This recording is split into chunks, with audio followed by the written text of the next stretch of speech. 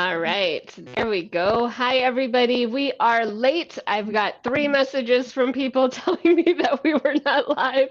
Just so you know, it was my fault. My name is Brittany. This is the Skyline Circle. This is where the Keystone Network highlights amazing business owners, and I am honored to be just a part of this group today. We have Chase, we have Dominic, and we have Steve. They are all going to have some time to introduce who they are and what they are about. So I'm super excited. Please put questions in the comments because we will use that after everybody has introduced themselves. And Chase is joining us from Spain. So super excited. He gets to go first. It's midnight. Chase, go ahead. Tell us about yourself and what you are creating inside of this amazing company. Well, thanks for having me. I appreciate you putting this together. Yeah, it's a little past midnight, so forgive me if I'm not on my A game. This is a new pivot and journey for me. I've just moved my family about 2 weeks ago to Spain. I used to live in Los Angeles for the last 20 years. And I think this is pretty much a byproduct of practicing what I preach. So my background is in entertainment, storytelling, media. I used to be a director, writer, and producer for independent film and television shows before I sold out and went to the branding and marketing side. But still love to tell a great story. And I believe that is the crux of what brands and businesses need today to kind of cut through the noise. When I introduce myself, I like to kind of start with my why, right? So my core belief is that every person and every business has the ability to do good and do well, all right, to profit with purpose. We are in not a trend, but I think a movement in sort of conscious consumerism, stakeholder-driven capitalism, whatever you want to call it, where there are far too many competitors and commoditized competition out there. Whether you're a product or a service, how is a consumer supposed to tell you apart from the pack? And I'm a firm believer that your core purpose, your core beliefs, your core values, your reason for being, your mission is actually one of the greatest positioning powers that you have as a business and a brand, and not enough of us are sharing that story. So now kind of what I do, I've run a digital marketing branding agency for the last 10 years called Vanquish Media Group. We serve a variety of impact-driven companies, from education to nonprofit to entertainment and media. And I consult and coach private clients, anywhere from first-time entrepreneurs, solopreneurs, entrepreneurs, to 20-year-old businesses trying to kind of redesign and pivot their brand and their messaging. Doesn't really matter what you call me: brand coach, fractional CMO, marketing coach, whatever it might be. Doesn't really matter. It's how we get there.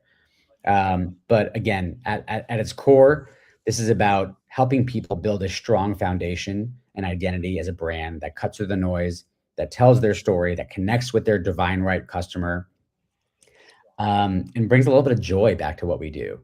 You know, as entrepreneurs and business owners, we spend our entire lives, we don't really have an off switch, working, hustling, to do good for ourselves and for our customers.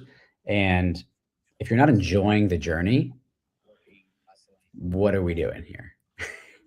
If you're not really enjoying the process, you're just kind of delaying gratification towards a later stage in life. Again, hence the reason I've kind of moved my family to a new location, a new locale, a dream of mine that I've had for many, many years. And instead of saying one day, if and when, I said, why not now? You know, for me, my purpose is helping others find their purpose and transform it into the businesses and lifestyles they've been dreaming of. So that's a little bit about my philosophy around brand building, around business building. You know, again, I believe that purpose is the greatest positioning power that we have.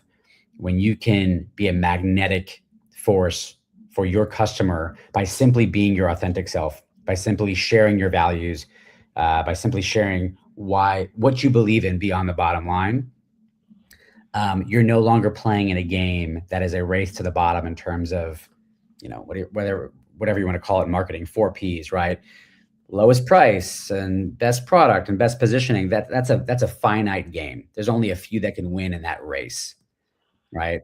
And when you can win and build brand loyalty that lasts a lifetime instead of just merely transactional, that is something that is incredibly powerful. So that's a little bit of a summary of me. How much time do I have, Brittany? I have a little more time to go, right? Or I'm on mute. You have a lot of time. You're good. okay, cool. Keep So I can going. dig Tell into us it. about, All right, yeah, dig into it. here we go.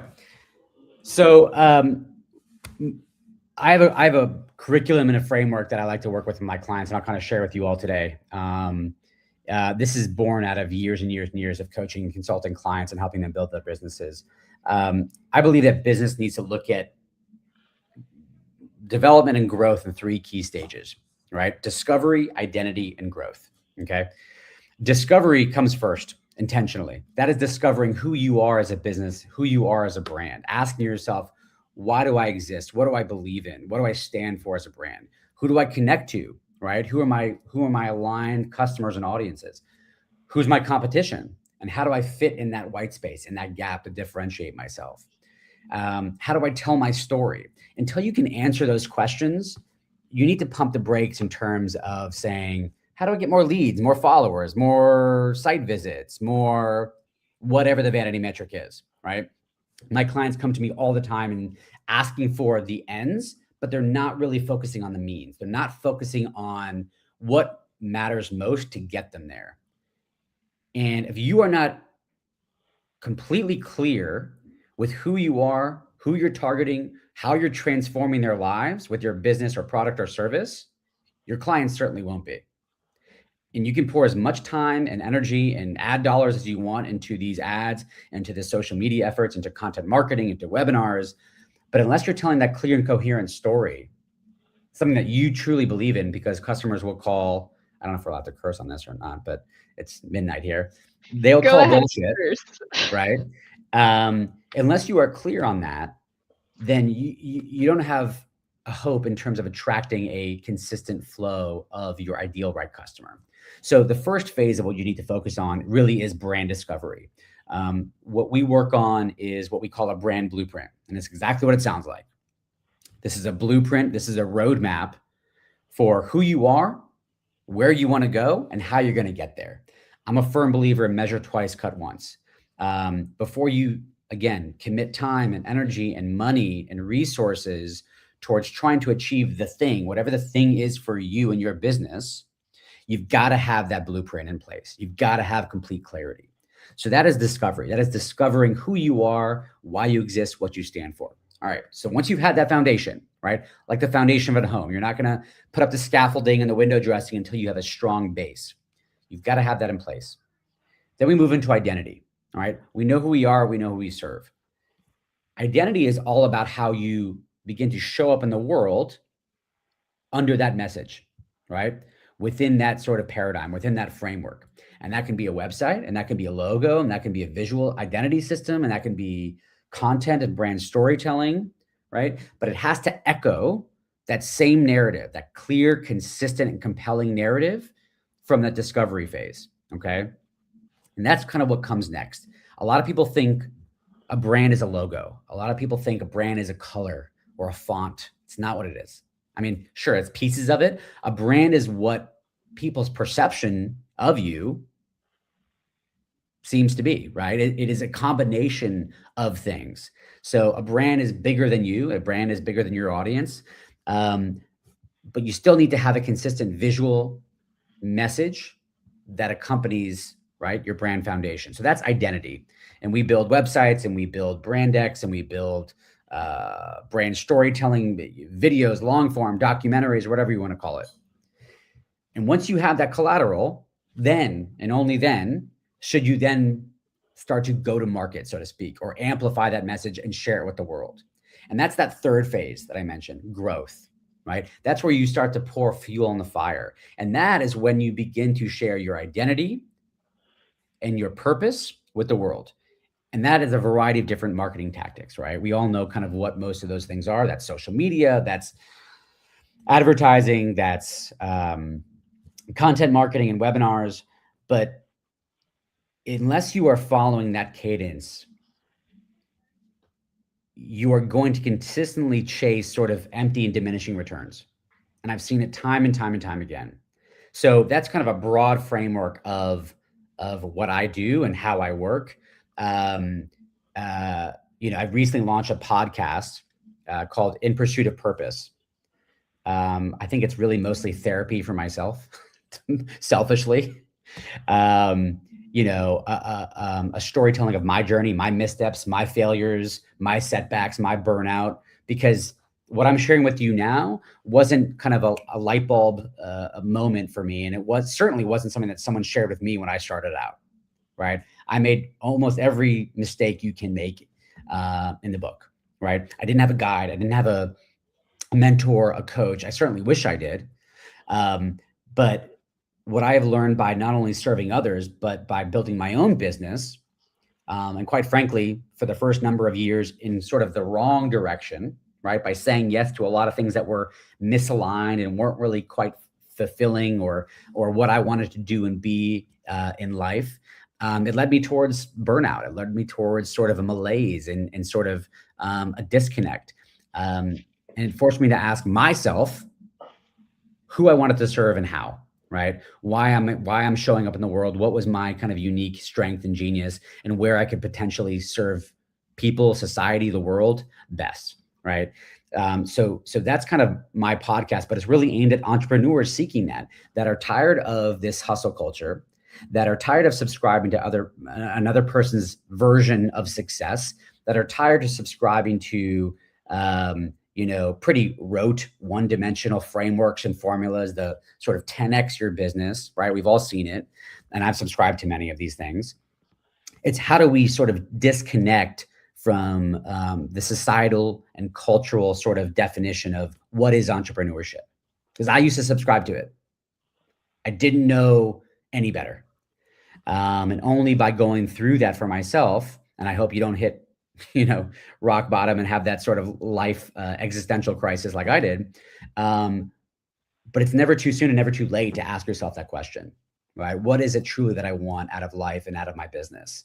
And so that is kind of the stories, the real, the raw, the honest conversations that I share with listeners, conversations I have with other founders. Like my goal is to get them to cry. It's to like tell me your deepest, darkest secrets that you don't like you don't like admitting to anybody else. Because as entrepreneurs, we wear this like armor that everything is great and we're scaling and we're hustling and we're growing, and not enough of us, I think, are sharing, the deep cuts, the work in progress, the edits. When I was in filmmaking, for example, right? When you would see the first cut of a television show or a pilot or a movie that you're cutting, it was usually crap. It was trash, right? That's not what the public sees. They see the final product, but that's only born out of months, sometimes years of refinement and polish. That's the same thing as an entrepreneurial journey, right? It is a constant work in progress. It is a messy middle. So, that is kind of the message that I like to kind of share on the podcast. And, what I'm doing with some of my coaching clients, I'm developing a framework that I call the 6-figure brand blueprint. And it's really exactly what I shared with you. It is a blueprint that is tried and tested. If you are willing to trust the process, it will get you to where you want to go. It will help you not only get you where you want to go, but it will help you understand yourself and your business at a deeper level. And hopefully the goal is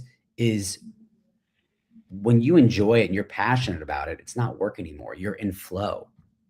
You are enjoying every single moment of it. You are not hustling towards this false sense of accomplishment or success or whatever it might be. So that's a few of the things that I'm doing today. That's what I believe in. And again, happy to share any and all additional insights with you, answer any questions. How am I doing on time, Brittany? Am I still? You've got rolling? 6 minutes. Tell us a little bit more about that project you're starting up that I don't have a link for yet. I know, because it's like stealth mode. So this is something that I think I've been coaching people before I labeled it coaching. When you run an agency, a marketing agency, you have a very defined scope of work. You're hired to run a social media campaign, build a website, run PPC. Quite frankly, I like to meet people where they are. And so for years and years and years, and my CEO is constantly kind of like riding me on it. She's like, "You're giving away like tens of thousands of dollars in strategy on this call that we're supposed to be just focusing on social media." And I'm like, "Yeah, but they need it. And it's like, it's right there and they can't see it. So I'm going to help them see it." You know, I think coaching for me is probably most aligned with my purpose. Like I mentioned, it is something that I love to do because I love to help other people uncover and clarify their deep purpose and transform that and leverage that into a profitable business that does good and does well. So this program is really a framework that I've built. It is that discovery, identity, and growth model. And I've built out a curriculum that I run my clients through. And Steve, I know, is the guru in this, but I built some AI prompts to kind of help you through this, to kind of help coach you through this.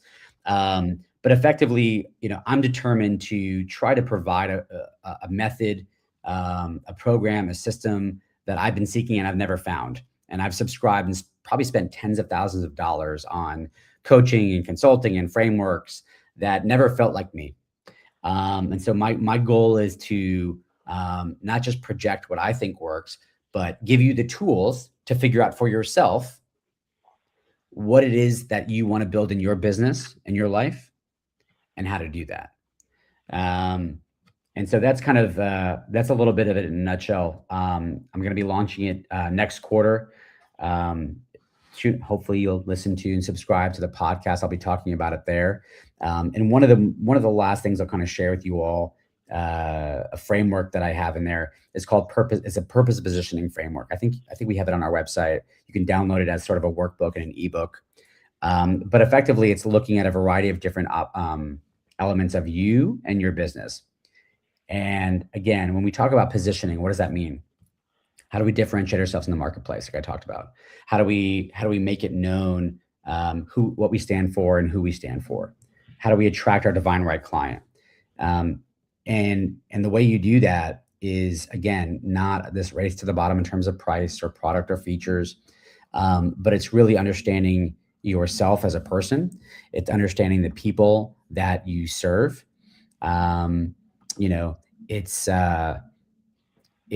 understanding how you show up in the world, in terms of your unique voice and persona.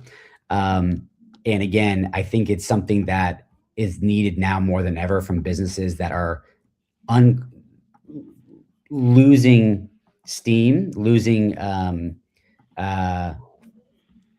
sort of differentiation in the marketplace because they can't clarify their story. They can't clarify their message. And I know that sounds overly simplistic, but you'd be surprised, spending a decade in narrative and movie making and storytelling, it's not the easiest thing in the world to tell your own story.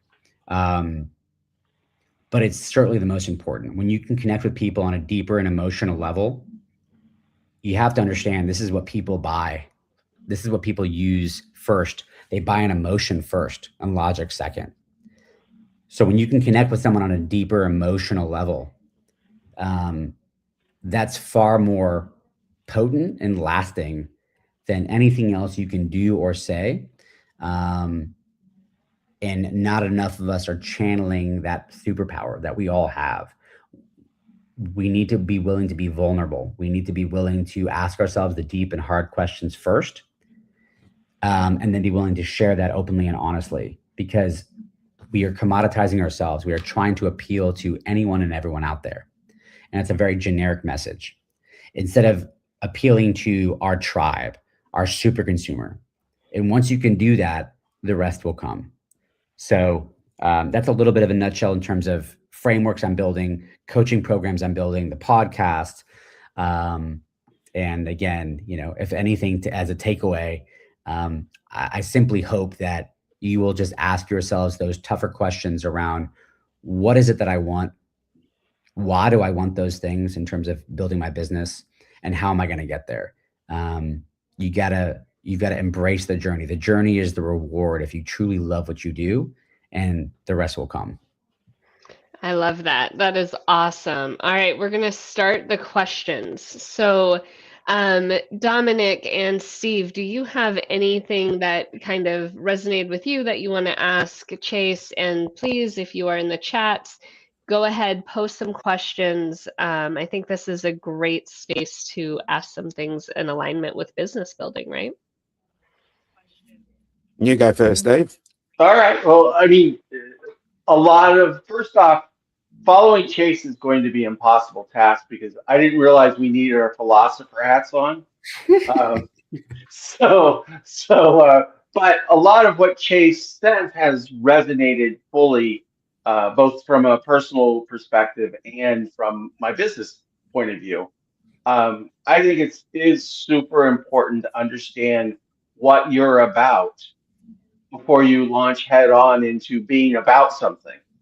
Because if those two find conflict, it's not going to end up well either for you or the business, or maybe not for both of them. So I really commend what he's promoting because it's at the core of where you should start.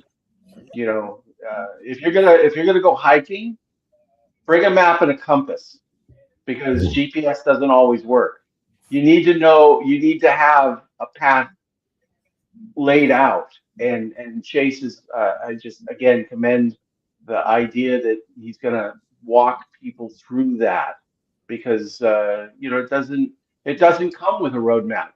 Life doesn't come with a roadmap. You do need to discover things. Love it. All right, Dominic, anything on what Chase said? One thing that I have learned is that people do buy on emotion, and I've noticed that I can be accused of that as well. And I think if you feel something and you look at something and you think, oh yeah, that's great, but then the emotion attached to it isn't there, it just doesn't resonate. But I'm a very emotional person, so things are run on emotions for me, and I see that the same with people. And to use the Australian term, it's got to pass the pub test. So if it does, then everything flows really well, and that's how that's with also people that I meet. People that I meet, if I have an initial vibe to them, then it doesn't matter what they do, I'll find some way of working with them. So that sort of echoes the whole emotional status. Yeah, I love that. So Chase, I'm going to dive in here. You really piqued my interest in a few different areas. So I am going to ask, and this isn't the right term, right? You use a few buzzwords.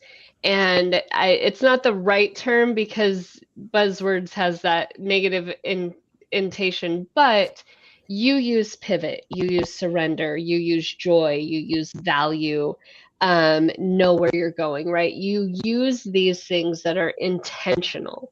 You intentionally have a conversation, and these specific words bring an emotion with them, right? Each of those words. So I would love for you to talk about that.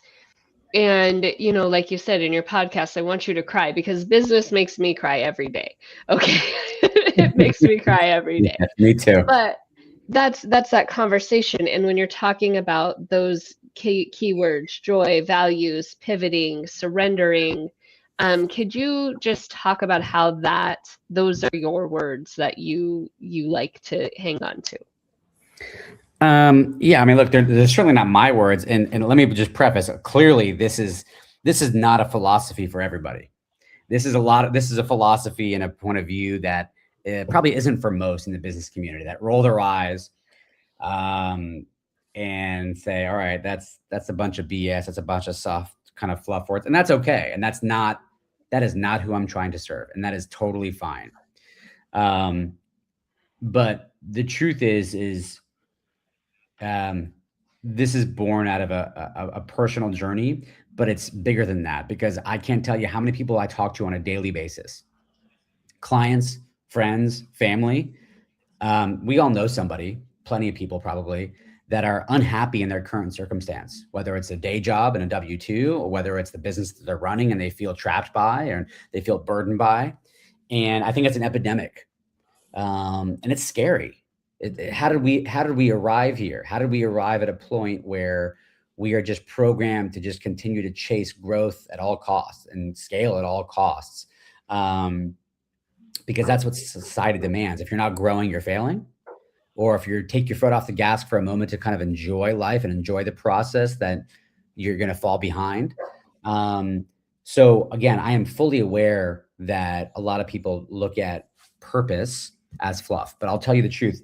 Purpose is not fluff. It's actually fuel.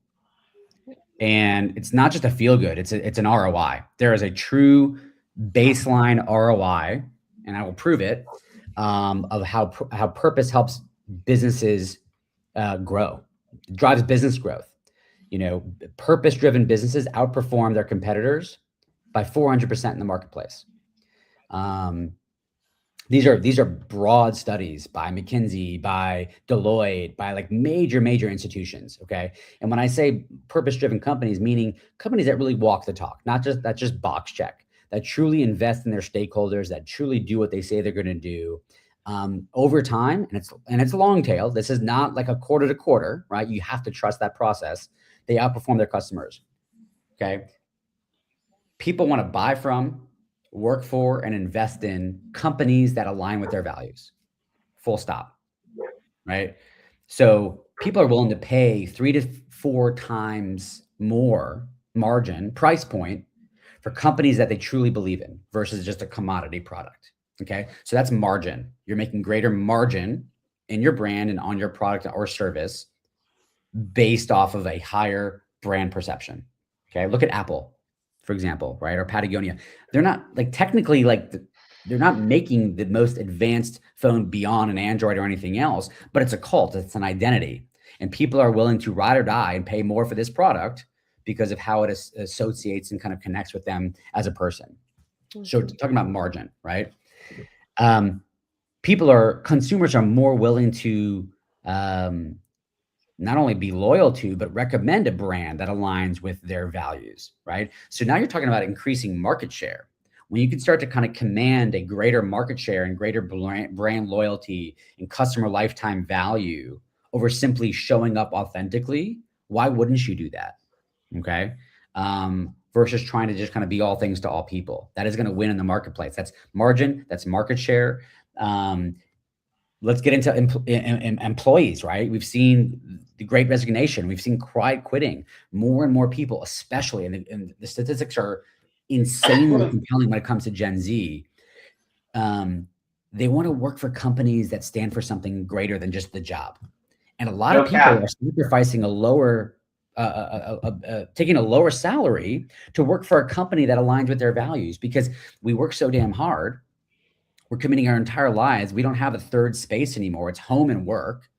And so we want to believe in the work that we're doing and who we show up for and what we do. And so if you want to attract the greatest minds and the best and brightest talent and retain them, you better be willing to kind of show up with purpose and a higher purpose, and connecting with values and connecting with people's kind of deeper emotions. Same thing with sort of recruitment and retention, right? Companies are bleeding billions of dollars a year in recruitment, right? Because they are churning employees over and over and over. It's no longer the days where you stay with a company for 10 or 20 or 30 years, like my parents did, right? It's a 1 year and done and you're jumping. But when you have a deeper meaning beyond the work, you're going to keep those people and those best and brightest minds at bay, right? So it's saving you countless hundreds of millions, if not billions of dollars in unnecessary recruitment and retention, if you can truly kind of bring them to the table for a deeper purpose beyond just doing the day job. Okay. So I've given you just kind of a few broad stroke kind of reasons of ROI. And I don't even know if I answered your question, but basically what I'm saying to you is joy and surrender and trust is, yeah, it feels good. Sure. And this is kind of like, it's a personal thing, whatever that it is for you, but it's damn good for business. Yep. So it's strategic. Why wouldn't you choose that path? Yep. And I'm going to make this really quick. So, because that leads into the second question I had. But you literally stated, oh, the phone's going to go off and yell at me. You stated showing up is going to be better than being the person who has the lowest pricing. And this is one Yeah. of the biggest business mistakes we all Yeah. make. Well, they can afford me. Well, Right. how many they can afford me's do you need to pay your bill when you're actually at a level of let's pay my bills with smaller clientele, more intentional clientele, because they align with who I am and I don't struggle with who my clients are, Yeah. right? That was something that you had said. I'm just going to answer the question Good. because Go we only for it. have 2 seconds. So that answered the question, right? Making sure that you're not trying to be the lowest price on the market, making sure you're not trying to fight the market, but you're trying to show up as who you are. That's the best way to be. And I love that you had said that. And I love that you coach in that. So we are going to, Chase, I'm going to put Steve in the hot seat. And if you need to log off and go to sleep, we appreciate you coming and visiting us. I'm going to hang for a little bit. I'm going to try and hang for a little bit because I want to. Right. I want to honor Steve and Dominic, who are also kind of inspiring guys, and so. But I appreciate the platform and take it away, Steve. I pushed the wrong button, guys. Well, now I'm zoomed in, so I can't get you out. He's on spotlight. well, I'll go ahead and. Oh, there we go. Hi, awesome. Well, first, Brittany, thank you for having us on. Secondly, Chase, you're inspiring. Thank you very much. I'm probably going to be way more practical and pragmatic about my pitch, but I do have a philosophical side, so it might leak out a little bit. So I'm Steve Soto. I'm the Chief Technology Officer for a company called the Breezy Company. And the short version of the Breezy Company is we are a marketing team for hire on a subscription basis, month to month, for businesses that can't afford to build their own team yet. So all of the entrepreneurs that have an idea, maybe just lost their job, maybe are doing a retirement job, maybe they just their business isn't to the point where they're hiring a CMO. They're not hiring a Chase yet because they're just kind of getting off the ground. We do all the practical stuff, all of the blocking and tackling. We'll build the content, we'll build your websites, we'll create social media and post it for you. And more importantly, we'll engage with your social media. So you're not just putting messages out there and not saying nice things to the people that say nice things to you.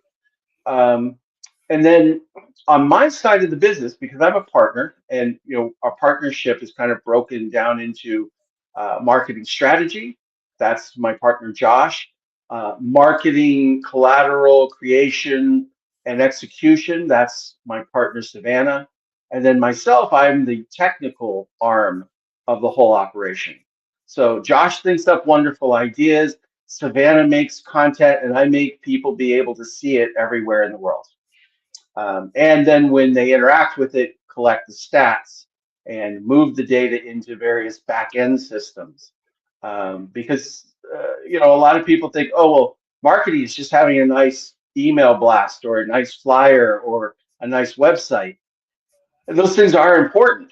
But if you're not leveraging the attention span that you barely get from a consumer, and then capturing who they are and being able to interact with them on an ongoing basis, and more so on an automated basis, then you're missing why you're spending money. Because it's not about getting someone to go, oh, that looks pretty. It's about them going, that's interesting. Let me click this. Let me interact with it. And now you've got an ongoing conversation with them.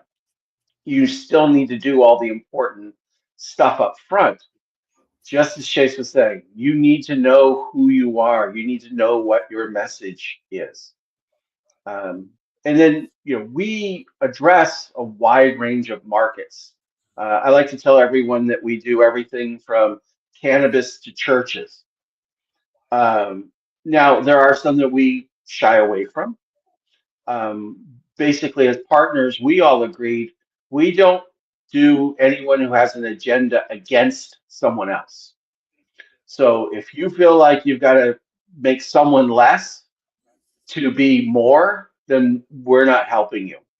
If you've got to stand on the street corner with a sign that attacks, probably not helping you. There's plenty of other people that can help you. Not to say you don't have the right to have your opinion, because we do support that. We're just not the people to help you promote it. So that leaves us with, people that just want to get stuff done. They're very practical. I said that pragmatic word. They're starting out in business, or they're small and again, just don't have a whole lot of energy, time, staff, sometimes not a lot of knowledge, and they need people backing them up. So the Breezy company was started to be that backup. My partner had worked for large firms, the behemoths, and they worked on the largest accounts, names you definitely know because you can't avoid them. But he didn't like it because after a year, 2 years, sometimes 3 years, those big accounts say the dreaded words, we want to go a different direction. And now that giant team on your marketing company that you built up supporting that behemoth brand, now you've got to tell 1,000 people, well, we don't have a customer anymore. And so we started Breezy because we could be stable. We could address the small end of the market, the entry level of the market, and give them credibility when they're facing launching into the world. A lot of times, we get these people that say, well, I already have a website. And we go out to the website and just little things like, well, it still says copyright 2023 on it. And it's like, you could just take it off. It doesn't have to say, you can just say copyright your company name. Don't mess with the year. Did you check the spelling? Because we did. And here's 16 spelling errors on your website. And then people, you're using a nice tool. It's easy to use, but it doesn't really do a whole lot for you other than put the words and the pictures up that you say to put up there. So you get little things like, well, it's not very searchable. I put all my images up there and they're called IMG13 and some number after it .jpeg. Well, that means nothing to the rest of the world. And in fact, the search engines know to ignore those numbers. So if you just rename your photos to be real names and you put tags on them that have a description as to what you're doing, you become more searchable. And most people don't know that. They're like, I'm busy trying to build my practice here. I don't want to become a search engine optimization person. I don't want to become a layout person. And oftentimes they're like, I'm really happy the photo went up. Forget the fact that it doesn't align with any other photo on the page. I'm just happy it's there. And so we do a lot of that back end nitpicky, dotting I's, crossing T's, and the engineering stuff that most business owners just don't want to get sucked into. So it's very practical. But we're seeing a big change in our business. If you'd asked me when I started with the organization's 7 years old, I started with it 3 years ago when I bought in as a partner, and I came in bringing the technical aspect of the world into the business. 3 years ago, AI was philosophical magazine postings and blog posts. It wasn't a day-to-day reality. So we see a lot of change in that some of our customers are going, well, why am I paying a human to create content when ChatGPT will do it? And to some degree, they are correct. And in the future, they will be even more correct. But right now, ChatGPT just wants to make you happy. So it's going to give you what you asked for. If you don't know what to ask for, it doesn't care. It's just going to fulfill your request. And so there's this more technical aspect of using ChatGPT where you really think about what you've asked, how you've asked it, to analyze what you've asked. And it will do this, but you need to know those processes. So when I say there's a lot of changes, yes, some customers are saying, well, I'll just use ChatGPT, or prospects are saying that. But others are saying, I now need training on the aspects that impact my business on AI. So for past 11 months, my team, my technical team, has actually been working with our customers and our prospects to talk about how does AI impact your business, or does it benefit? Can you benefit from it immediately? Is it going to make you a buggy whip manufacturer in the future? What are those earmarks that say this is something I should look out for? And honestly, a lot of people are like, I don't really understand Chat GPT. Now, many of the people that would show up to a call like this, they go, bullshit. I know what AI is, but that's because you're interested, you're engaged, you're seeking new knowledge. I can tell you the vast group of our citizenry does not do that. They're like, oh, it's AI. Or, look, I can make the cat do a backflip into the pool. It's like, those are fun, but they don't understand the depth of what AI is. And had a conversation with a person that had a bar the other day. And they're like, I don't need AI for my bar. And I'm like, okay, maybe you don't. But do you gather people's email addresses and do you send them promotions? Yes. Okay.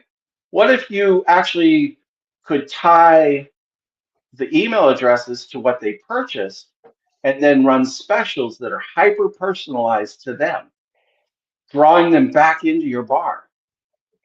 You find someone that drinks whiskey and you get a brand new whiskey that comes in, you could send them a hyper personalized message. And that's where even a bar could use AI. It's not that it's the sexiest thing in the world, but it's also not expensive.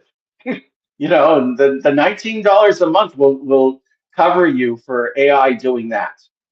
And how much cooler is it if the bar that you've been to remembers what you like to drink and then sends you a special for a one drink special for this new thing you might be interested in. So there, even at businesses that don't think they need AI could still benefit from it. It gets trickier when you get into companies that have lots of products and thousands of customers and things like that. I mean, I worked for a large scenting company. They make scents, they make candles, they make diffusers, they make all of this stuff. And they said, well, how are we going to use AI? And I said, well, why don't we start with understanding what our customers like and what they don't like? So we had thousands of records or hundreds of thousands, if not millions of records of orders. We had thousands of communications from customer service. We were able to use AI to figure out which products were causing the most upset. That was mind-blowing. There was one product that if we just never sold it again, would cut the customer service load by 40%. So they canceled that product. And in order to like keep those customers coming back, they sent a recall notice saying, you don't have to return the product. We know there's a problem with it. Here's a coupon for a future purchase. It won't be for that product. The amount of goodwill they got out of that was tremendous. People literally wrote in going, I got this coupon, and yeah, that device for my car is a piece of shit. But I really like the way things smell. So yeah, I'm going to use the coupon to buy something for my house. And we were able to retain customers. And Chase talked about losing people. The truth of the matter is if you can keep a customer happy, they're going to keep coming back. Just like an employee, you keep an employee happy, they're going to keep coming back. So using AI, even for a manufacturer, you go, candles, who the hell, AI and candles? So it can impact a lot of businesses and have significant dollar impact. So it's where our business is changing. Marketing, it's not just identifying the next suspect to market to, though honestly, right now most of the products are all about that. Um, the whole idea that you give free information to Facebook and Google and all those, it's like now they're going to be able to figure out what you need when you need it. Even we've all had suspicion that our phone's listening to us. Um, Amazon is amazing at offering me something that I might actually be interested in. Didn't have to search for it. Just I was interested in it. It could figure out that 95% of the people that bought this tool and this product were interested in building, drones. And so they're offering me drone parts. And it's like, And Dominic knows about this one. When I met Dominic through business networking, I I ended up buying some software to learn how to fly a drone, a simulator, and I bought a controller. Well, Amazon knew about that, and all of a sudden it's like, okay, well, you've had this software, you've had this controller. Are you ready to graduate to the real thing? And they figured that out, and they marketed drones to me.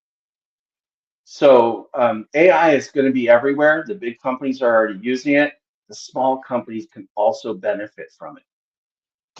Love that.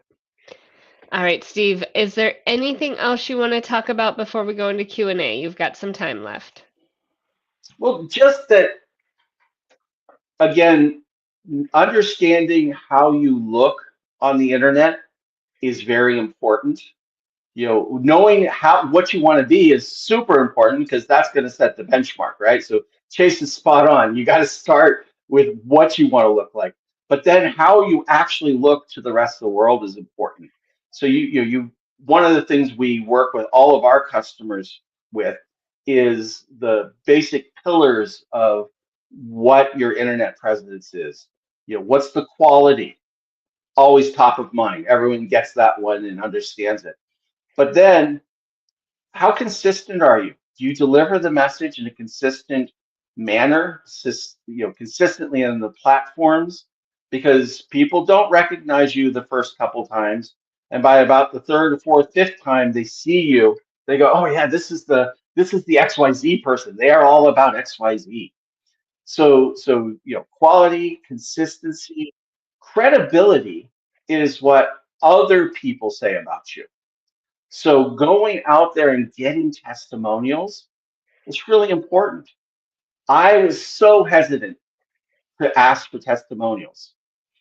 And it was because in my mind, I thought people would reject me. Well, honestly, people that were going to say yes were enthusiastic to give me a testimonial. People who said no were very passive and just went no or didn't reply. So it's like, oh, I didn't have to get berated by everyone who said no. And I was very fortunate that I reached out to 10 people and 7 of them said yes and 3 of them were silent. So it's that credibility is what other people say about you. And then finally being visible. You don't want to sell pickles on LinkedIn. Mm-hmm. Consulting services, yes. But at the same time, how many consulting gigs are you going to find on Instagram? It may be a necessity so that you have a footprint, but it's probably not the primary place in which you're going to get a serious business person going, I need a consultant for this. They're not looking there.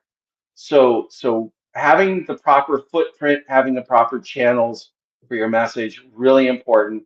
And I think everyone forgets the most important channel, which is talk to your customers. Don't assume they're looking at your social media. Don't assume they're reading your generic newsletter. Write them, send them, real personal communication. And even if AI is generating it, make it personalized to what they've done with you in the past and what you've talked about. Every meeting I go to has an AI note taker. And I'll reply back to someone, when they've gone radio silent.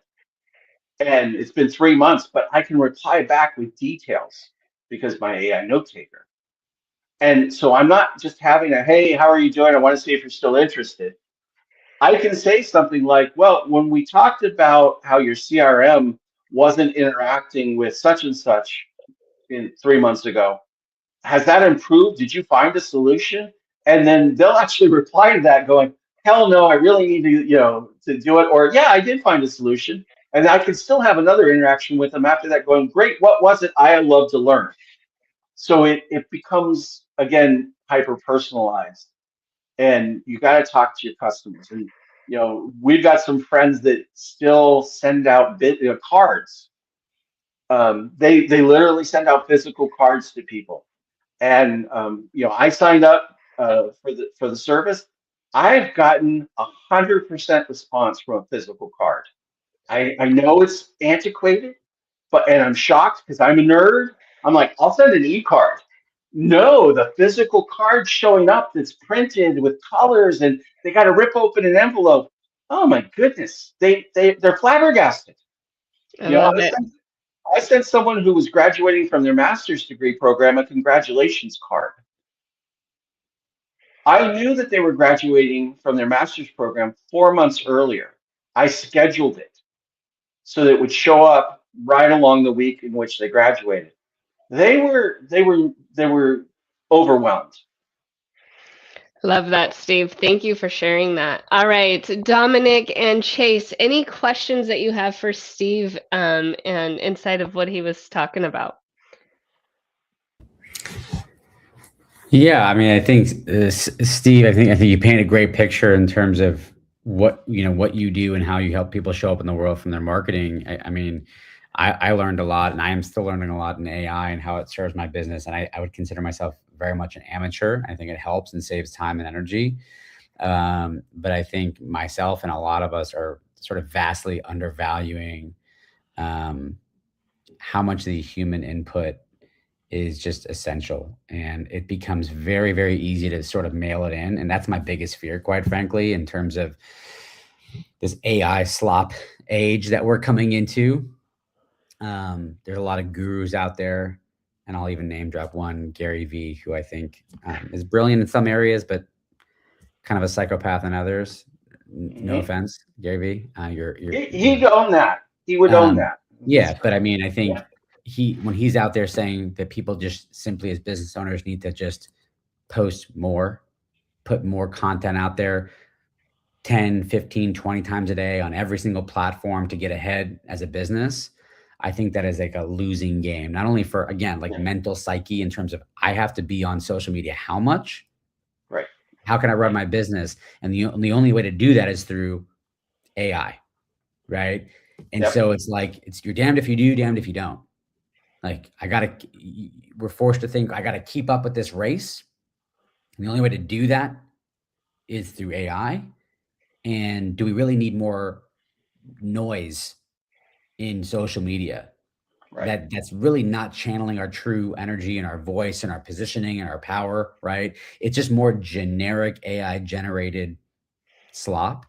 So I think we're at this really interesting sort of cross section around business owners thinking that it's a necessity and they have to keep up and they have to be in that hamster wheel of more content, but being really, really prudent around, well, it doesn't really sound like me and it's not really accurate, but I got to put something out there. So what am I going to do? Right. You use the word slop, and that's a good one for the people that are just spraying stuff out there. But I am witnessing the dumbing down of our society in real time. Yeah. And I call it the meh factor. Huh. That's a good one. Because people will type stuff in they get something, immediate response, great endorphin hit. Oh, look, it answered all my questions. I got to read this. And they're like, close enough, cut and paste. And that math factor is making it so that that's what we consume because that's what's being put out. And it is a self-destroying loop where the lower the quality of stuff that gets put out, the lower the quality of what's consumed, which means you're now going, that's the new baseline, you know, and it's just really important that, you know, we try to hold on to our intellectual, philosophical, and scientific basis for information, and not just go, meh, it's good enough. Love it. All right, Dominic, how about you? What are your thoughts? I have to totally agree with what Steve said there. And also Barkley 107 Drones on my channel. He said, yes, I unsubscribe from companies that have no respect for my time. And I must say, I have to totally agree with that. And as I said earlier, when it came to what Chase said about the whole vibe thing, and I'll just go back to that again. I think, yeah, we all have a vibe, and we all basically feel something, and if it doesn't feel right, we just move on, and that's where the factor does come in. So I totally agree with Steve there. And yes, we did discuss about the drone software and the simulator software as well. So, and everything else that Steve has said, I do echo. So I really enjoy Steve. I don't know much about Chase. I've only just met him, but I, from what you've said there, I do enjoy what Chase had said as well. So, I think I've summed it up pretty much. Love it. All right, Steve, ready for my questions? There's no questions in the chat. There's definitely an agreement of like, how are we going to manage AI and where that space is. But I want to come into a few things that I heard you say, right? You said practical, send messages and engage, right? Making sure that that is intentional and that it's, yes, as everybody's touched on, we have to use AI in some aspect of how can we, pre-post this, how can we do these things, save some time, but then also having a human being manage that. So inside of that, you were talking about, that supportive outlook and the human touch, creating SEO in your website, which AI really can't do, right?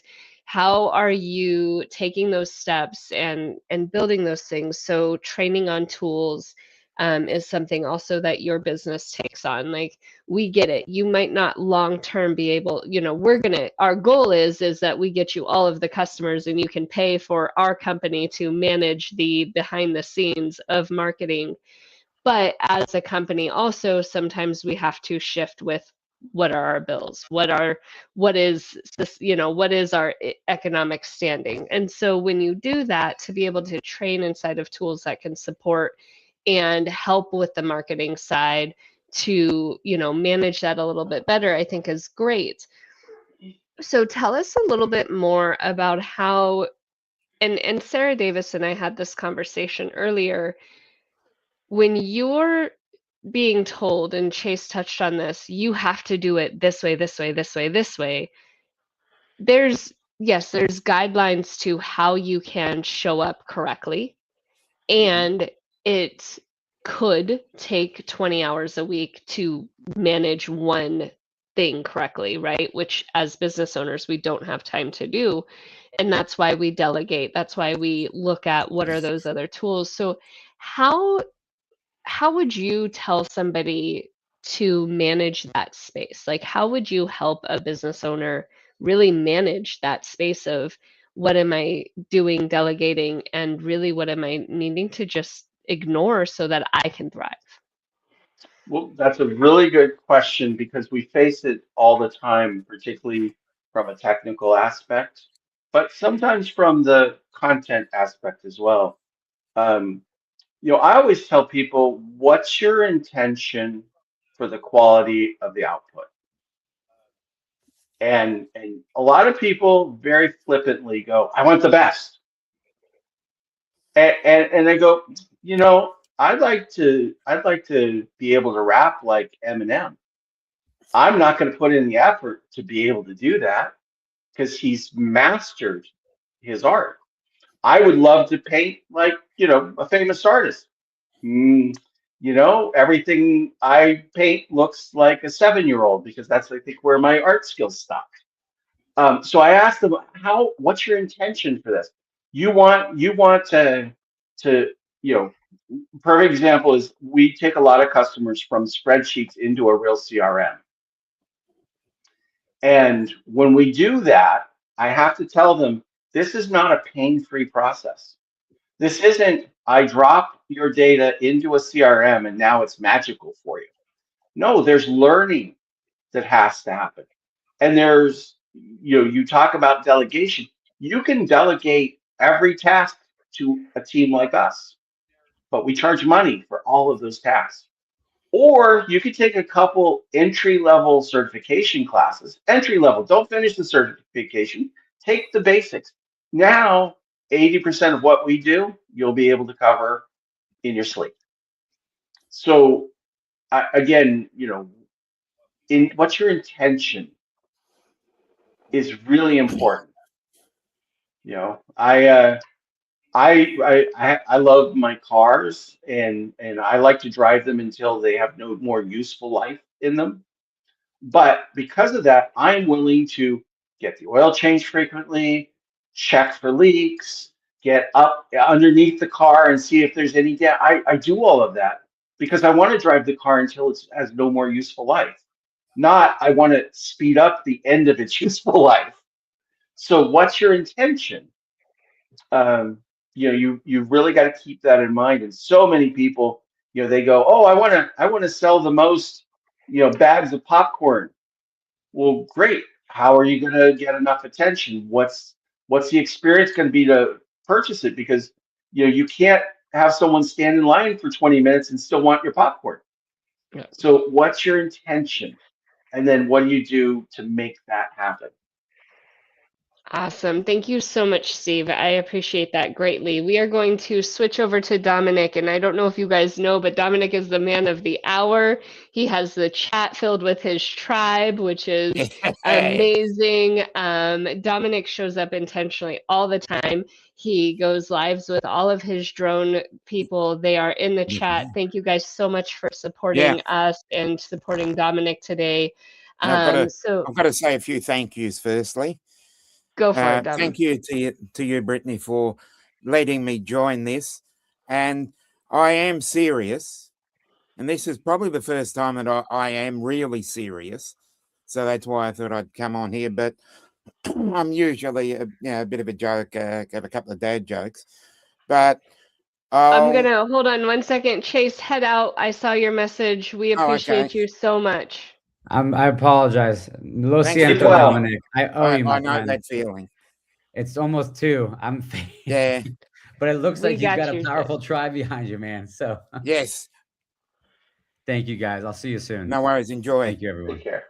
Bye, Chase. Have a great day. I've got to say hello to Michael, Cool Cat, otherwise known as Mr. Kitty. Barkley is 107 Drones there. Can Fix Stuff is JDS, my Canadian friend. Captain Joe, USA drone flyer from Louisiana, one of Louisiana's finest drone pilots. Ronnie Roberts, God Bless America. Brett, who is under, I forgot his channel name, but yeah. We'll get back. Lambo Drive Zambo. Having a bit of a moment this morning. Joel, Mr. Skyfly, thank you. Multimedia megastar, Donald, Mudball Don, one of the greatest geniuses on YouTube. We also have Carlos, Mew Drone from Spain. Uncle Bill, one of the one of the finest chaps you'll ever. He's got a great bowling alley in Stuart, Florida, Sticks. And we also have David, AZ Drone Dude from Arizona, the great technology man he is, and Dave, D-Man. He's another great person. So thank you for all my people that turned up. And most people would know me in my chat. But I came on here to show a bit of a serious side to myself, because I'm usually a bit of a joker and come up with the dad jokes and that sort of thing. But I feel that I need to show a bit of a serious side, because I really want people to enjoy my work. And I have a couple of people in the chat. There's another person. Hello, Christy Gichigumi. She's an airline pilot that has been following me around. Another one of my supporters. So thank you for turning up. And I have sold a couple of, Captain Joe in there has a T-shirt of mine. Uncle Bill has a wine glass or one of those sort of glasses as well. But I came on here not for those people, but I am wanting to let my drone tube tribe to interact with some of the new people that I've met in the business, because I am here to facilitate a bit of fun and a bit of business and help the people along.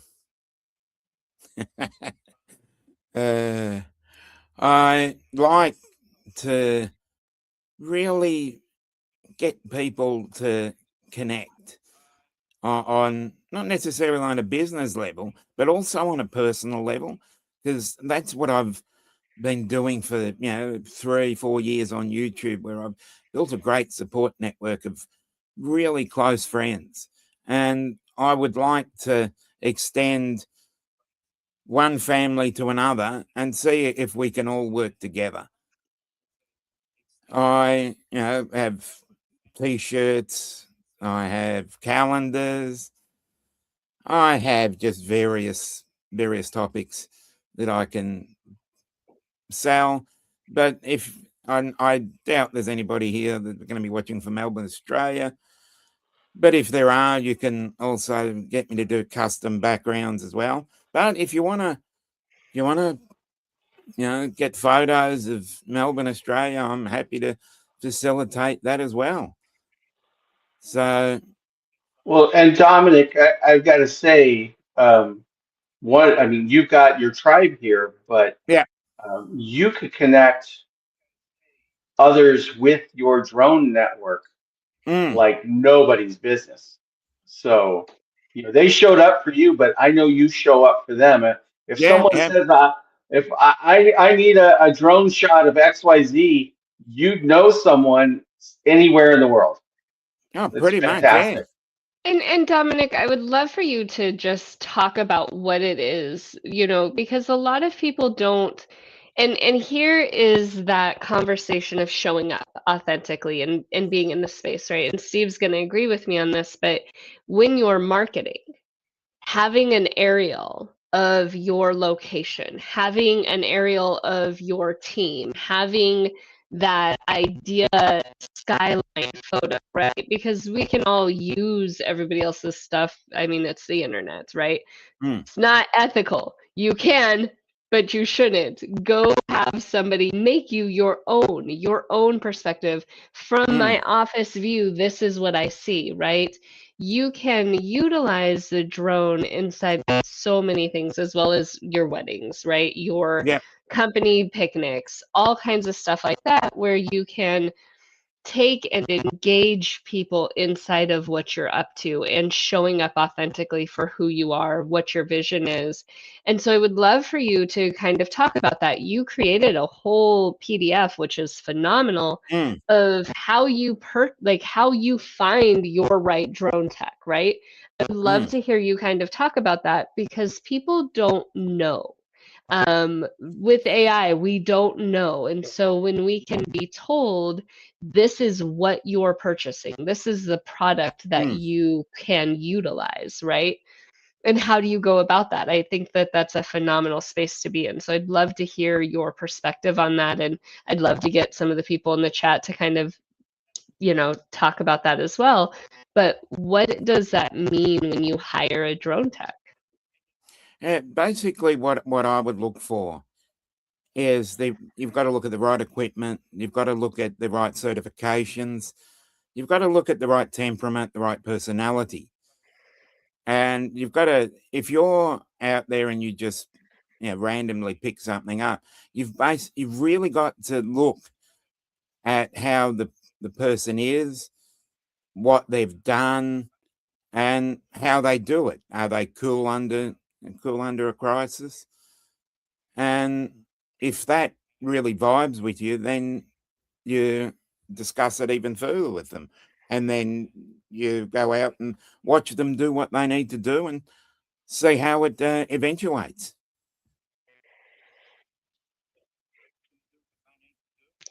All right, tell me, what is your favorite? What has been your favorite products you've done in the last 2 years? What's your favorite project you've worked on?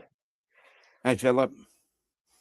Well, I really I enjoyed hanging around with a couple of Australian drone pilots where we did a nice little skit in the Melbourne suburb of the Docklands, and we had some real fun there, and it was just something that was really enjoyable, and it's the sort of thing that if we did it properly, it would almost be great for a Netflix special.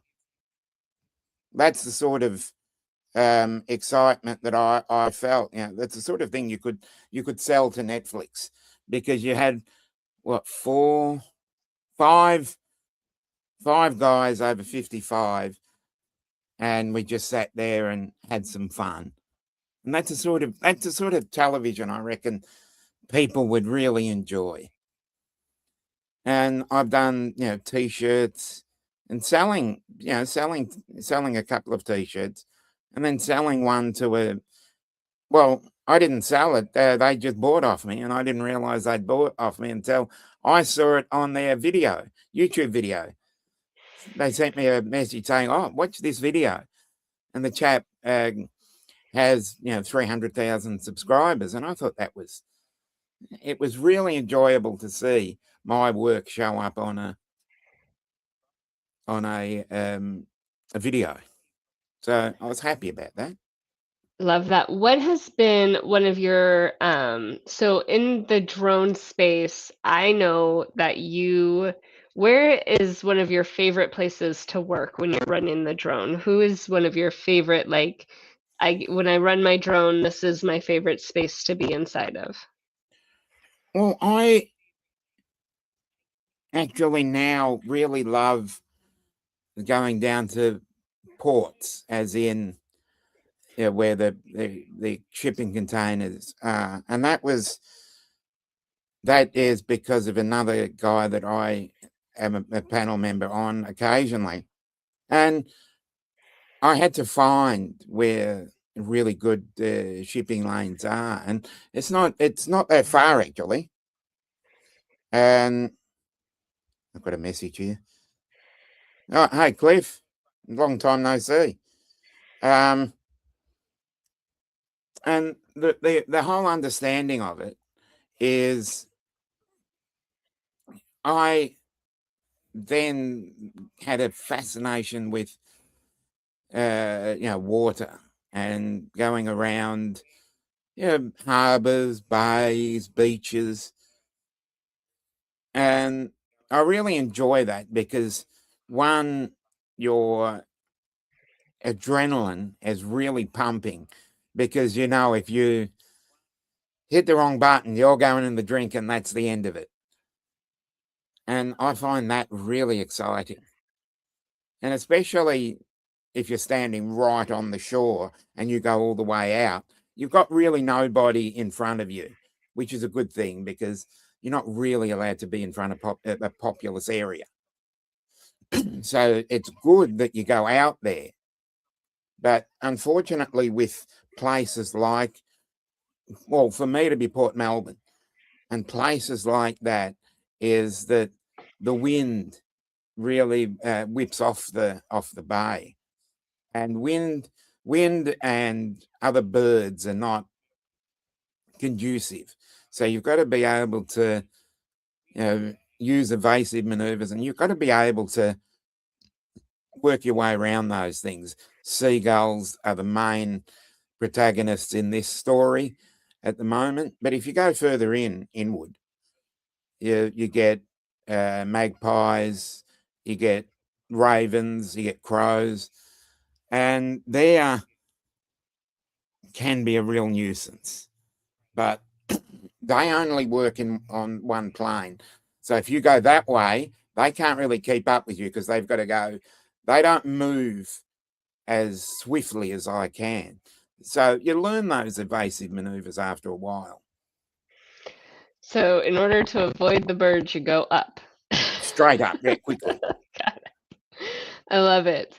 All right. So Dominic, when you're doing your photos, I love, like you're talking about the bay, kind of seeing those things.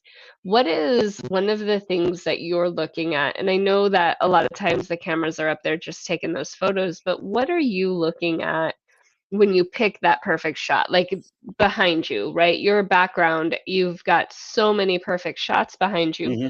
What are you looking at when you're picking those perfect shots to share with your clients? What I'm looking for is something that really speaks to my heart, speaks to my emotions. So what I pick out is I go around and look and find something. And if I see something that I like, then that's the sort of thing that I'll look for. And I'll walk around and I'll keep walking and think, oh, there's nothing here. And then suddenly something will just lob into my into my vision. And then I'll find a spot where there's very little people and then work my way through that. So Love that. That's awesome. Thank you for sharing that, Dominic. All mhm. right. So you picked 12 perfect photos and you have built a calendar out, which is phenomenal. How has that experience been? Because really, right, when you're looking at, photos in a calendar, that's a great way to promote your business. That's a great thing and a great use of photos, right? Taking the drone and saying, okay, these are the photos that we've taken this year, and here is how we're going to push that business in January, each of those things. So how was the building of the calendar for you? How did that work out? Well, it has been, I've just put the link in the chat for everybody.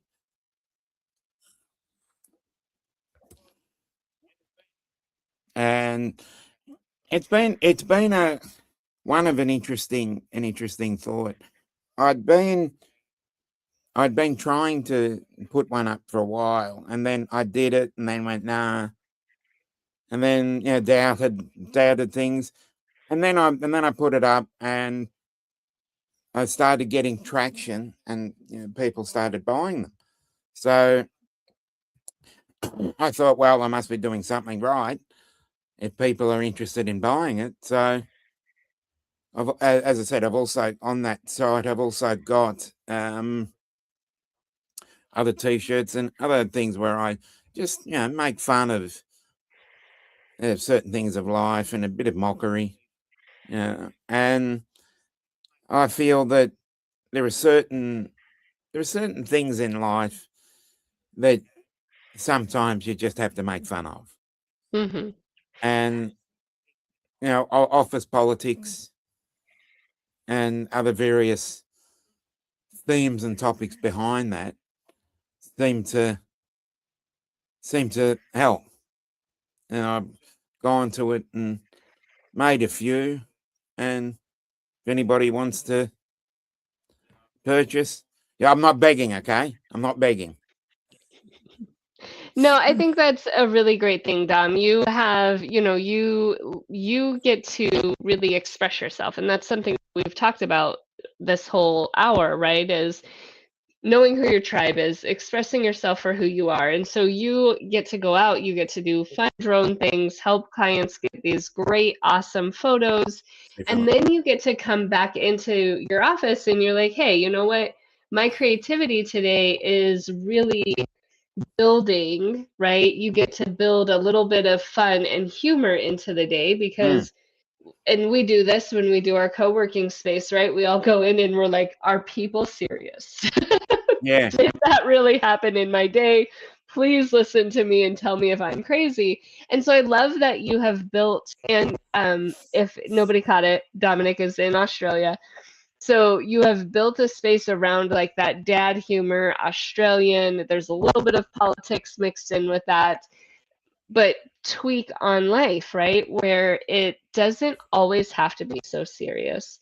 It doesn't always have to be those things. And so having a coffee cup that is gonna make your day, right? So I think that's phenomenal that you have that that different side. Here's my drones, here's my photos, but also take this beautiful photo and throw it on a shirt.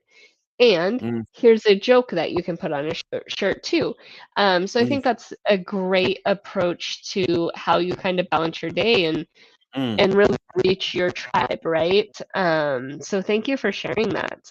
Steve, do you have any insight or feedback? I know you've known Dominic longer than I have. Did we miss anything in this conversation? Well, it's kind of interesting. He is a joker. But what stood out for me is he is a rock. He shows up. I mean, just look at how the chat room filled up. That's because he shows up for other people. And we're in a networking group, and he's typically one of the first people in. He's always got a kind word to say about all of our different businesses. And it's really, you know, it's almost like I wish you did more than drones, because I'd love to find more ways to work with you. Because you're a rock, and so I really appreciate that. And I know you take your drone flying very seriously, but at the same time, you've got the heart of an artist. Finding that lighting, finding the positioning, finding all those things that just have to be right to make a photo or a video that pops for people. Yes, like And that. especially the background, yeah. Yeah. That was And he's perfectly always timed. and you've got so many of them. I mean, I've got one of his calendars, and I really enjoy it. It's at a place where I have to see it every morning when I want. So I was like, I put things on it. And I wasn't a paper calendar person for a long time, but when I saw what he was producing, I was like, yeah, you know what? That's worth having on the wall. I love it. All right, I am going to wrap up this live. Thank you, everybody who has joined us. and had that conversation with us, please go connect with Chase, connect with Steve, connect with Dom, really build your network, and know that we are here for you guys. We appreciate everything that you all bring to support businesses, showing up, watching our lives, and thank you so much just for being here. I appreciate you gentlemen so much. I look forward to the next time we get together, and have a great day, everybody. You too. Thank you.